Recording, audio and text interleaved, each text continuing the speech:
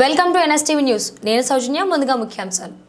జగిత్యాల జిల్లా మెట్పల్లి పట్టణంలోని ప్రభుత్వ ఆసుపత్రి నుండి పాత బస్టాండ్ వరకు ఇండియన్ మెడికల్ అసోసియేషన్ ఆధ్వర్యంలో కాశ్మీర్లో హిందూ ప్రజలపై జరిగిన దాడికి నిరసనగా డాక్టర్లు కొవ్వొత్తులతో ర్యాలీ ప్రదర్శించారు. ఈ సందర్భంగా ఐఎంఏ అధ్యక్షుడు డాక్టర్ గంగాసాగర్ మాట్లాడుతూ జమ్మూ కాశ్మీర్లో ప్రజలపై ఉగ్రవాదుల దాడులను తీవ్రంగా ఖండిస్తున్నామన్నారు.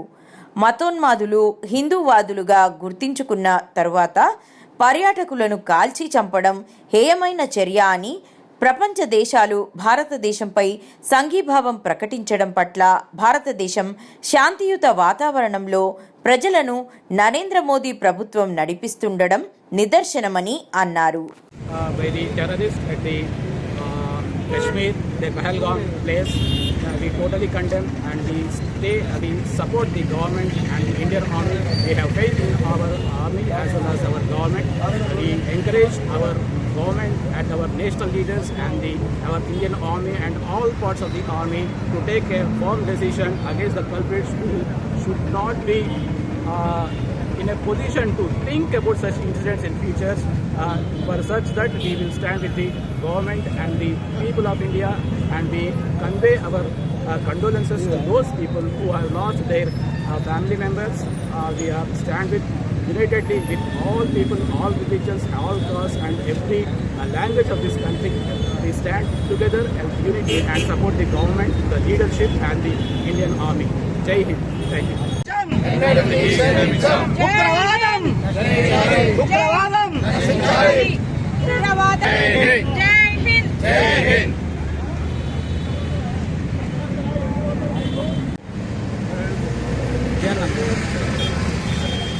మూడు గంటల ప్రాంతంలో పెహల్గాంలోని బైసరన్ వ్యాలీలో బైసరన్ లోయలో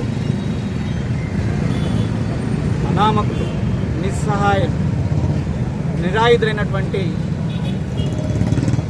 భారతదేశ పౌరులను, ప్రత్యేకంగా హిందువులను అమానవీయంగా తమ తుపాకులతో జల్లడబెట్టినటువంటి ఆ రాక్షస మూకను, ఆ యొక్క హేయమైన చర్యను ఖండిస్తూ ఈరోజు ఇండియన్ మెడికల్ అసోసియేషన్ మెట్పల్లి శాఖ తరఫున శాంతియుత ర్యాలీ చేస్తున్నారు. ప్రతిసారి జమ్మూ కాశ్మీర్లోనే ఇటువంటి సంఘటన జరగడానికి కారణం ముఖ్యంగా పహల్గాంలో, ఇంకా దోడాలో కానీ, రాజౌరిలో కానీ, పూంచ్లో కానీ, నెక్స్ట్ సాంబా సెక్టర్లో కానీ ఎక్కడైనా కూడా తీవ్రవాద చర్యలు జరుగుతున్నాయి. అక్కడ ముఖ్యంగా జరిగే తీవ్రవాద చర్యలన్నీ కూడా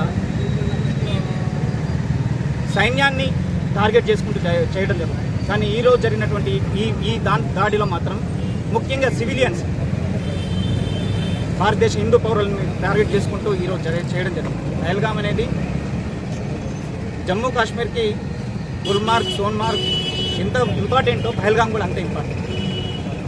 బైసరన్ వ్యాలీ అనేది మినీ స్విట్జర్లాండ్. బైసరన్ వ్యాలీనే ఎందుకు టార్గెట్ చేస్తుంది? పహల్గాంలో ఇంకా 6 వ్యాలీ ఉంది, బైతాబ్ వ్యాలీ ఉంది, చందన్ వ్యాలీ ఉంది.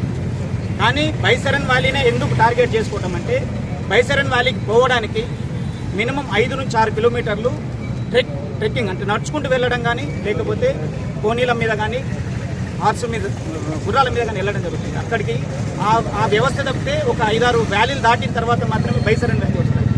అక్కడ దాదాపుగా మన ఆర్మీ అనేది చాలా తక్కువగా ఉంది.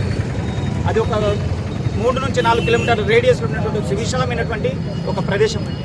ఆ ప్రదేశం లోపల కొత్తగా పెళ్ళైన వాళ్ళు కొంత ఎంజాయ్ చేద్దామనేటువంటి ఒక ఉద్దేశంతో వాళ్ళ సెల్ఫీలు దిగుతూ, వాళ్ళ ఫోటోలు దిగుతూ వాళ్ళు ఎంజాయ్ చేస్తున్నటువంటి క్రమంలో 5 నుంచి 6 తీవ్రవాదులు అటాక్ చేయడం జరిగింది.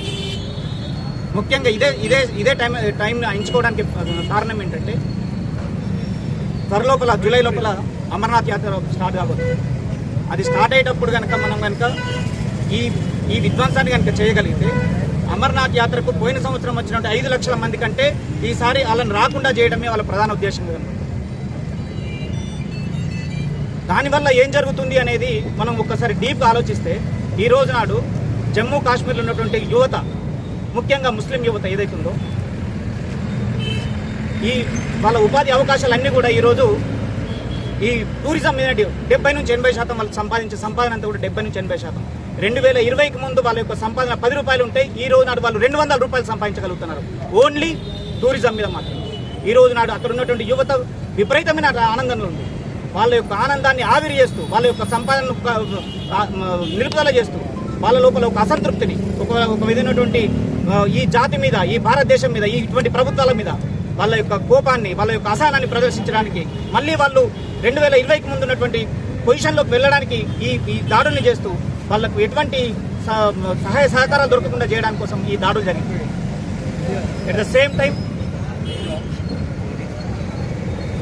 ఈ దాడులన్నీ కూడా ఒక పద్ధతి ప్రకారం మన భారతదేశ ప్రధాని మోడీ గారు జెడ్డాలో ఈరోజు నిన్న తన యొక్క టూర్ను పెట్టుకున్నారు. అదేవిధంగా మొన్న అమెరికా యొక్క ఉపాధ్యక్షుడు జెడి వాన్స్ మన ఇండియా లోపల అడుగుపెట్టారు. అదేవిధంగా జర్మనీ యొక్క విదేశాంగ మంత్రి, ఆర్థిక మంత్రి, ఆ రోజుల్లో వాళ్ళందరూ కూడా మన ఆర్థిక మంత్రి నిర్మలా సీతారామన్తో నిన్ననే భేటీ జరగడం జరిగింది. అదేవిధంగా మన పొరుగు రాష్ట్రమైనటువంటి పాకిస్తాన్ ప్రధానమంత్రి షరీఫ్ నిన్ననే ఈ దాడికి 5 నుంచి 10 నిమిషాల ముందే టర్కీ